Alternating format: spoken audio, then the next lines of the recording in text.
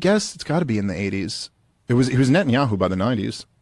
But in the 80s, they were still calling him whatever. I can't remember his previous name. Why did he change his name? Well, they all kind of, because the whole thing, Joe, is that they're all, Israel was a European, construct. They were made by a bunch of Europeans who came over and created Israel. But then they have to claim that they're the true Semitic people. Is it true that genetic testing is outlawed there? I believe that is true. I believe that's true. Double check me on that, but I believe it's true. We should definitely you need like permission right from the government to go get DNA tests and stuff. Because I think, and I believe, well, this is the problem with the term Semitic. Mm-hmm. Because if these are European Jewish people, this is not the exact same genetics. That's right.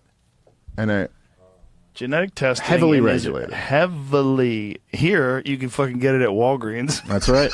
Yeah. And focused on medical and reproductive purposes with broad support for carrier screening and pre-implantation diagnosis. What does that mean? Pre-implantation diagnosis?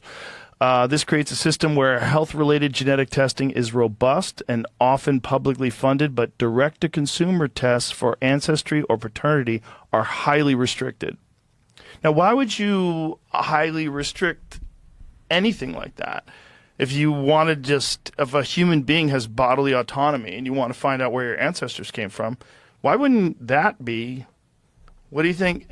Well, look, like the only real answer to this is that they, the Israel project or the Zionist project always relied on this kind of claim, which is a crazy claim in a way. It's like a supernatural property right claim, right? That that you have this, which if you go, there was that great documentary on the settlers in the West Bank, and they'll all tell you to a man or to a woman. They focus a lot on that godmother of the settlers woman, but they'll all explain to you, like in very plain English with a Hebrew accent, that God promised them all this land.